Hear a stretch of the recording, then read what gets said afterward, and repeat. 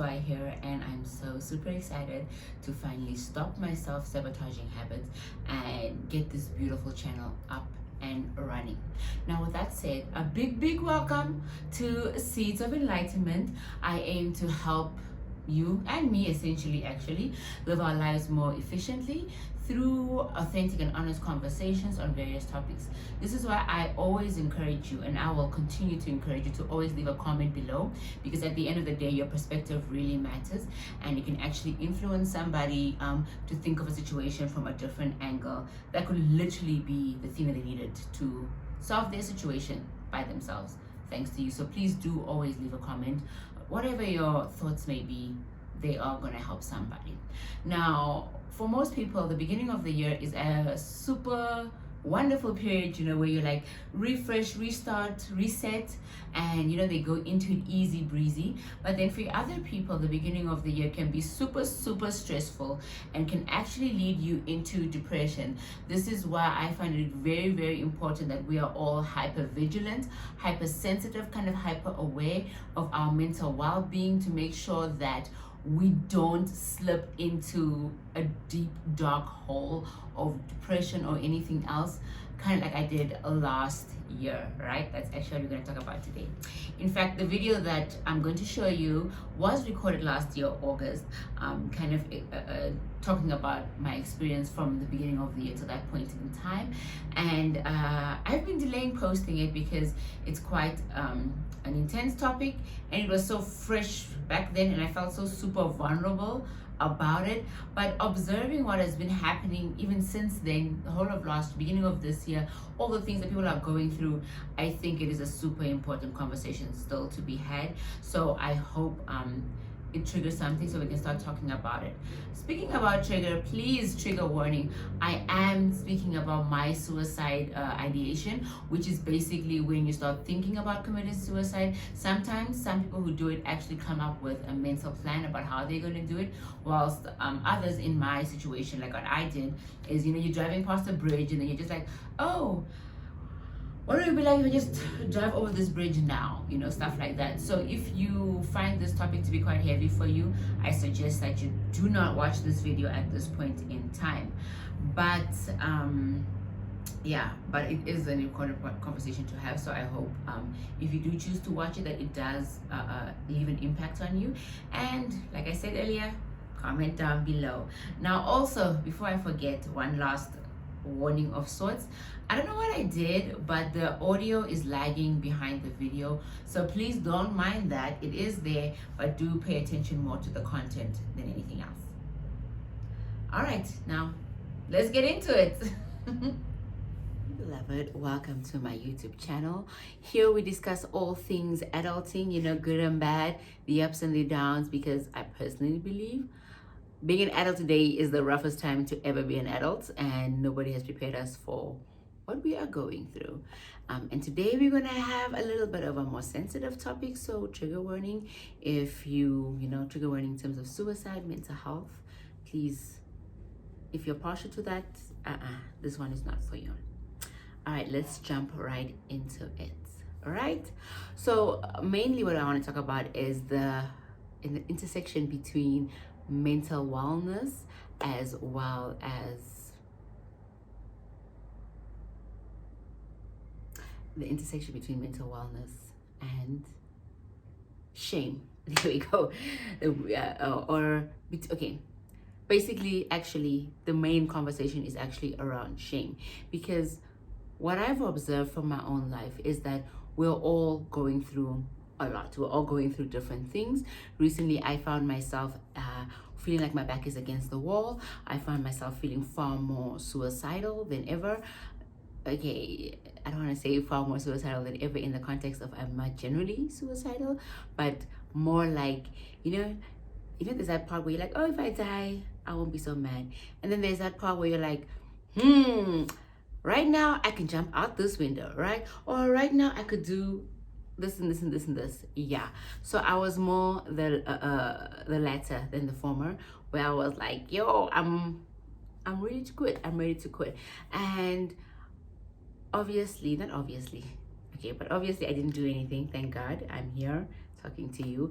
But the biggest thing that I found about how I got to that space is coming down, let's say from the trigger, trickling down all the way down. So what happened was, a long time ago, not a long time ago, like 3-4 months ago, some things were seemingly falling apart, and it started triggering my anxiety, started triggering me to basically go into a mild depression. But I didn't realize I was going into a mild depression. I just thought, hey, soldiering on, I'm moving. All right, so then I'm going into this mild depression without realizing it. So how it's affecting me is that I stopped doing my normal things that make me feel good. I stopped doing my normal routine. I started feeling overwhelmed because the things that are in my control, I'm doing my best to control, but it still feels like things are falling apart, so on and so forth. And then last week, I was like, yeah. And then a couple months down the line, now I'm finding myself feeling like maybe if things end, it might look better for the people I leave behind. And that's when I realized, oh, whoa. This thing of trying to do it on your own, it's not working. You need to ask for help. Now, one of the things as a African, Namibian African, that you get taught, I actually feel like it's intentional, but people act like it's subliminal, is that if it isn't pretty, keep it indoors. You know, if it's bad things, the streets mustn't be knowing about your things. Nobody must, your dramas, your stories mustn't leave your house, you know. You must keep the things at home. So because of that, I didn't share any of my problems. And then what was happening is I'm becoming more overwhelmed, more stressed, and so on. And then my frontal lobe, which is now basically all the cognitive stuff happened, with all the rational thinking, with all the where all the hormones, the serotonin and all those hormones that make you feel good and help you be a functioning human being, you know, where all those things are happening, that place is shutting down. It's shutting down because I'm constantly on adrenaline from being stressed, from feeling overwhelmed, from, like, for me, my main trigger was financial stress. And then because I have kids, I'm just like, so you're always on that high. And you know, our bodies, we in terms of our, I call it the caveman mind. In the caveman mind, it's you know, it's flight, fight, or freeze, right? So you're always finding yourself on that high of the adrenaline. So then the frontal lobe can't do its part, and basically your whole body goes into survival mode, where it's just about, let me just get what I need to get done. I'm not okay, but let's just get the basics done. And with your frontal lobe shutting down in that way, right? It's almost like you are in a dark space, and you lose the ability to see light. You lose the ability to see past your problems. You lose the ability to function more than the bare minimum that you need to get things done, and to still keep your job, and to still keep your kids alive, things like that, right? And it's almost like, you know, if you're a robot and somebody has to give you instructions to brush your hair, the instructor, that voice does not exist anymore. So it's like you cannot do anything. And on top of that, obviously, that you're going through that, then the other component is because I'm mean to myself. I don't give myself any grace. You don't have any patience with yourself. You are extra hard on yourself than you would be if your friend or other loved one would have going through this and expressing themselves to you. So there I am, beating myself up, helping my frontal lobe shut down more, what. Then you just feel hopeless, and then you're like in a dark place. And then what happens is, some people decide not to reach out. Why don't we reach out? Because there's a lot of shame that we carry, and shame only really thrives in secrecy, and our struggles we keep secret. And then with all the social media type of lifestyle that we're living, we always step with our best foot forward. Meanwhile, inside, I'm falling apart. I'm not reaching out. And because of the way my brain is operating now, the ability to think past my problems is like lost to me, and so on. So now I'm not even thinking past my problems. I find my problems insurmountable, and the answer is to exit, right? But no, guys, I'm here to remind you that the answer is to reach out and ask for help. The number one thing that happens when you ask for help is that one, the shame of whatever you're going through is removed on many levels. Mainly, you will realize whoever you, if it's a safe space now, whoever you reach out to, they can sympathize and empathize because either they are in it as well, they've been through it, they know one or two other people that have been through it, and they can advise you.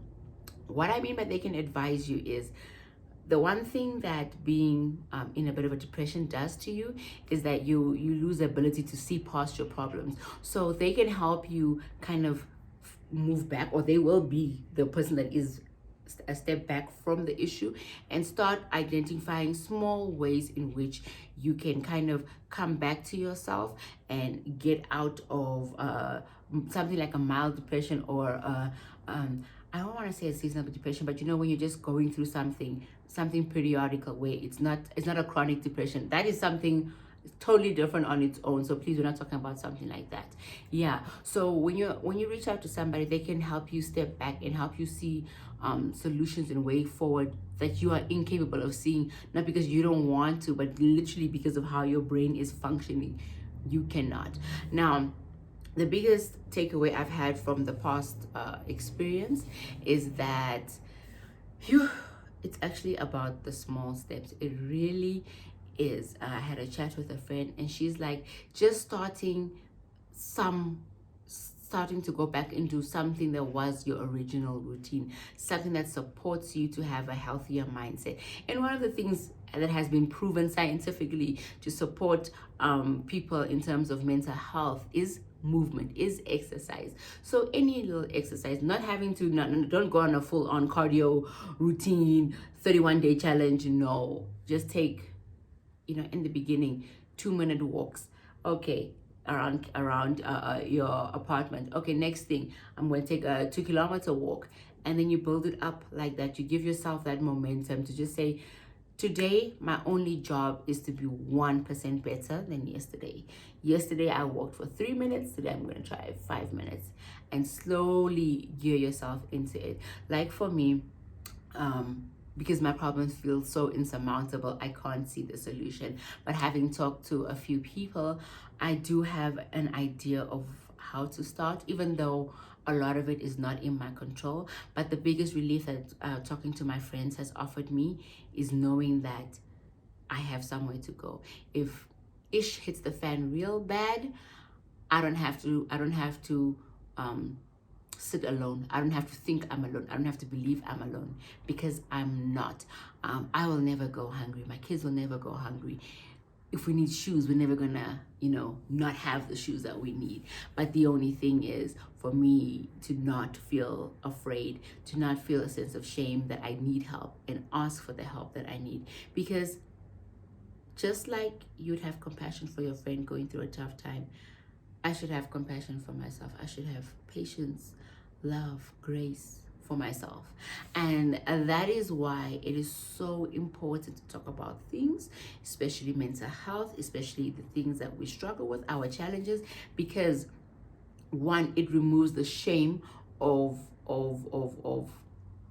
that, and then it isn't so big because we all go through that. So there's no stigma, that even the stigma that you're putting on yourself is no longer there. That is the most important thing, why we should start talking about things, because it normalizes them.